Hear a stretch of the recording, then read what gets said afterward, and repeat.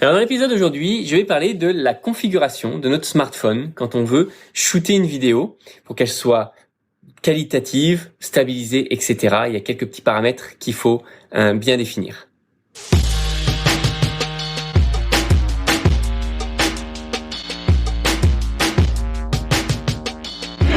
Marketing Automation Ninja.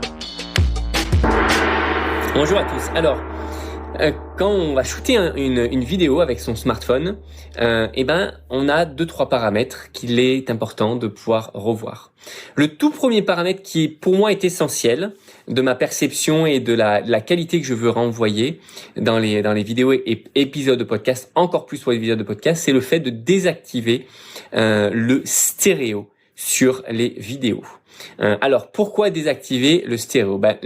Les téléphones, on va dire de bonne qualité, de dernière génération, vont avoir plusieurs micros et vont être capables de projeter quelqu'un avec des écouteurs dans un environnement. Typiquement, quand on va parler à quelqu'un, si on tourne la tête à gauche ou on tourne la tête à droite, on pourrait entendre le son de la voix plus d'un côté que de l'autre.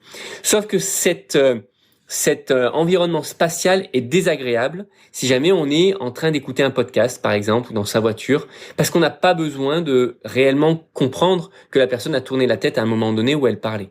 Et ça va apporter une certaine nuisance. Donc, il est important d'aller dans les paramètres de son téléphone, dans les paramètres de la caméra de son téléphone, et de désactiver le mode stéréo et bien passer en mode mono. La deuxième chose qu'il est important d'activer, alors ça c'est encore plus pour les utilisateurs de téléphones de type Android, mais aussi potentiellement sur iPhone, sur les toutes dernières générations. Je recommande sincèrement d'utiliser la résolution Full HD, donc à savoir de 1920 par 1080. Donc prenez pas peur, il suffit juste d'aller dans les paramètres de votre téléphone et on peut régler ainsi la résolution ainsi que la fréquence. La fréquence, je recommande, est à 30 images par seconde. On parle aussi de FPS, frame per seconde, images par seconde, et en 1920 par 1080. Encore une fois, si on est sur Android par exemple, il y a beaucoup de téléphones, de smartphones sur Android qui ont la capacité, comme d'ailleurs aussi iPhone, mais qui ont la capacité de faire des formats beaucoup plus larges et qui ne sont pas standards. Et typiquement, si on publie ce type de vidéo sur YouTube, par exemple, on va se retrouver au milieu de 2 bandes noires, comme les films il y a pas mal d'années sur cassette VHS ou autre. Et je trouve pas ça très professionnel. Donc je vous recommande sincèrement de rester sur des formats standards 1920 par 1080. La deuxième chose, encore un troisième élément à paramétrer, c'est activer le stabilisateur. Encore une fois, tout va dépendre du type de téléphone que vous utilisez et de la gamme de téléphones. En l'occurrence, alors moi je suis plus Apple, mais en l'occurrence sur iPhone, vous avez un stabilisateur, il est normalement activé par défaut, mais il est important de le maintenir. D'autant plus si jamais vous allez utiliser à un moment donné votre téléphone sur une perche ou avec un tripode, avec un trépied, et vous allez shooter vos vidéos en marchant par exemple. Activer le stabilisateur va permettre de ne pas flouter, ne pas sentir les vibrations, et on va permettre d'avoir une vidéo qui sera de bien meilleure qualité. Après, si on veut augmenter le niveau, et d'autant plus d'ailleurs si on n'a pas un téléphone stabilisé, il va falloir passer par un trépied ou par une perche qui est stabilisée.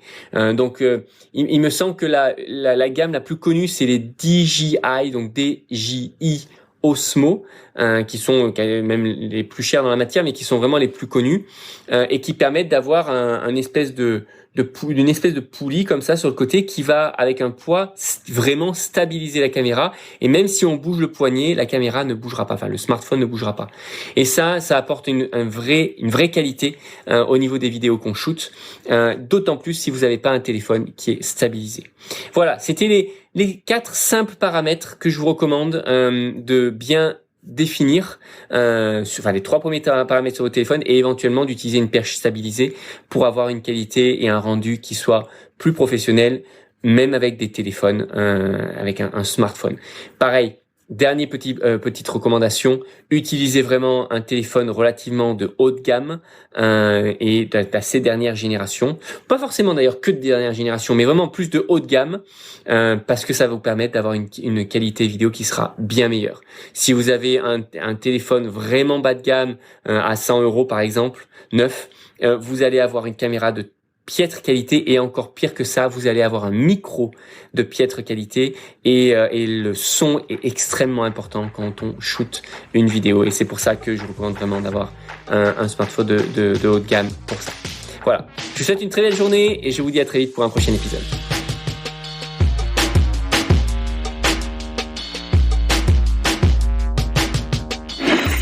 Marketing Automation Ninja.